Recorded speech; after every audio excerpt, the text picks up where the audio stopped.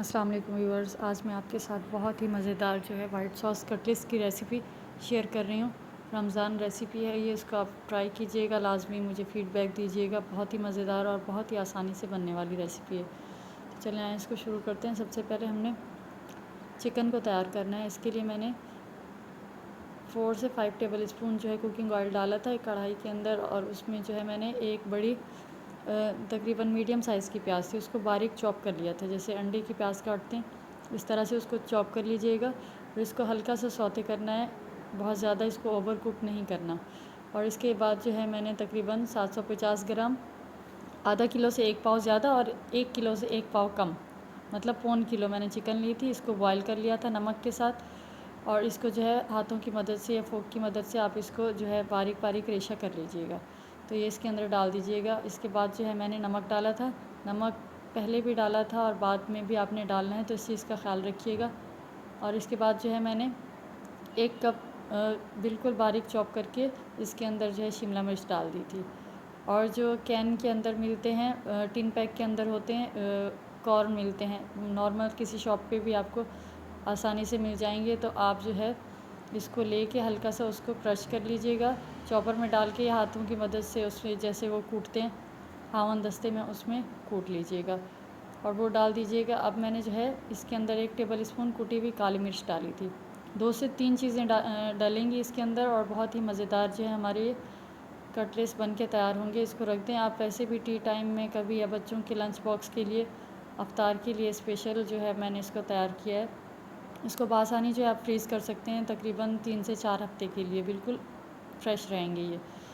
तो इसके अलावा जब ये चिकन तैयार हो जाएगी उसको साइड पे रखेंगे, और अब हम वाइट सॉस की तरफ आ जाते हैं।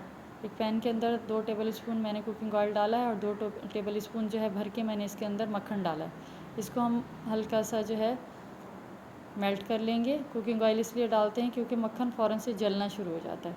उसके बाद मैंने 3 से 4 जवे लहसुन के लिए थे, उनको बिल्कुल बारीक जो है काट लिया था मैंने, चॉप कर लीजिएगा, वो डाल दिया इसके अंदर, और हल्का से इसको ट्रांसपेरेंट होने देंगे। बहुत ज़्यादा नहीं पकाएंगे लहसुन को, हल्का सा फ्राई करेंगे इसके अंदर। उसके बाद जो है मैंने 4 टेबल स्पून मैदा डाल दिया इसके अंदर।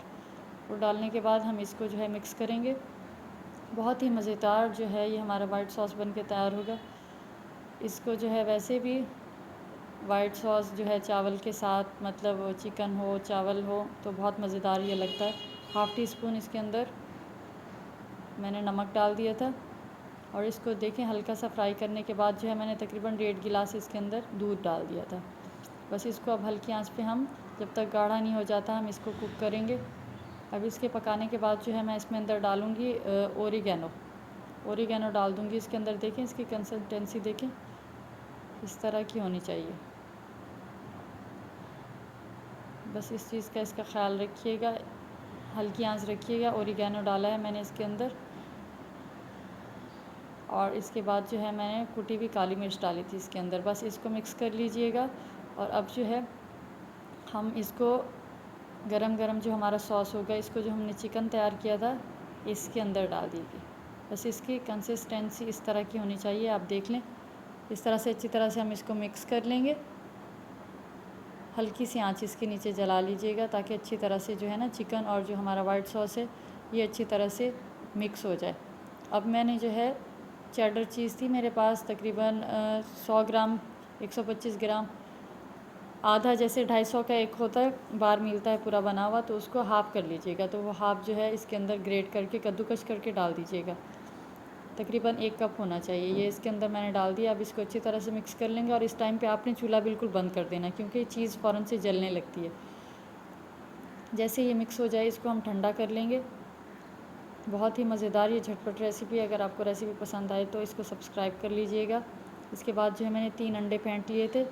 3 अंडे जो है बिल्कुल परफेक्ट इसके लिए रहेंगे। हमने इसको जो है हल्का सा ऑयल लगा ली थी हाथों पे। हल्का सा ऑयल लगाने के बाद जो है हम इसके कटलेट्स बना लेंगे। बड़े छोटे आप अपने हिसाब से कर लीजिएगा। मैंने थोड़े बड़े बनाए थे तो ये तकरीबन 45 बने थे। अगर आप छोटे बनाएंगे तो ज़्यादा भी बन जाएंगे। तो इसके बाद जो है हम इसको अच्छी तरह से अंडे के अंदर इस तरह से डिप करेंगे। और डबल रोटी का चूरा मैंने ख़ुद ही ये बनाया था चॉपर के अंदर। जो है आप डबल रोटी को डाल लीजिएगा, और उसके बाद जो है आप इसको इस तरह से चूरा कर लीजिएगा। बस इस तरह से सारे नगेट्स हम तैयार कर लेंगे। बहुत ही मज़ेदार झटपट रेसिपी है, इसको बना के अभी से आप रख दें। ये देखिए एक लेयर जैसे मेरी आ गई थी, तो इसके ऊपर अलग से एक शॉपर आप जो है लगा के इसके ऊपर एक और लेयर भी आप लगा सकते हैं। ये अच्छी तरह से मैंने तैयार की थी, ये भी आपको मैं फ्राई करके दिखाऊंगी। इसको जो है हल्की आंच पे आपने, जब ऑयल गर्म हो जाए तो मीडियम टू लो फ्लेम पे इसको जो है आपने शैलो फ्राई कर लेना है। इस तरह से आप फ्राई करेंगे और जो है आप इस तरह से इसको सर्व करें केचप के साथ, मायोनीज़ के साथ। बहुत ही मज़ेदार रेसिपी है। अगर आपको पसंद आए तो इसको शेयर कर दीजिएगा और कमेंट कर दिया करें, और इसके अलावा जो है इसको शेयर कर दिया करें। लाज़मी नहीं है, तारीफ़ के लिए जो है आप इसको कमेंट करें। अगर कुछ आपको मिस लगता है, इसमें कोई चीज़ कम या ज़्यादा कुछ आप बोलना चाहें, वो लाज़मी बता दीजिएगा। और चैनल को सब्सक्राइब कर दें और जो है इसको लाज़मी ट्राई कीजिएगा, मुझे फ़ीडबैक दीजिएगा लाज़मी। बहुत ही मज़ेदार जो है, ये देखिए इसका कलर गोल्डन ब्राउन जो है ये इस तरह से होगा। बनाने में बहुत ही आसान है ये।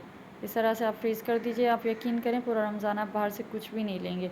और इसके अलावा रमज़ान की और रेसिपीज़ के लिए जो है चैनल को सब्सक्राइब कर लें और बेल आइकन का जो बटन होता है उसको लाज़मी प्रेस कर दीजिएगा। इससे आपको हर जो आने वाली वीडियो होगी उसका नोटिफिकेशन मिलेगा। तो ये देखें इस तरह से ये तैयार हो गए हैं। बहुत ही झटपट मज़ेदार रेसिपी है ये। अभी मैं आपको थोड़े से ठंडे हो जाएंगे तो मैं आपको जो है इसको थोड़ा सा तोड़ के दिखाऊंगी कि अंदर से किस तरह से जो है मज़ेदार से लग रहे हैं। ये देखें जी, बहुत ही मज़ेदार तैयार हुए थे। तो इसको लाज़मी ट्राई कीजिएगा, मुझे फ़ीडबैक दीजिएगा। मिलते हैं नेक्स्ट रेसिपी में। अल्लाह हाफ़िज़।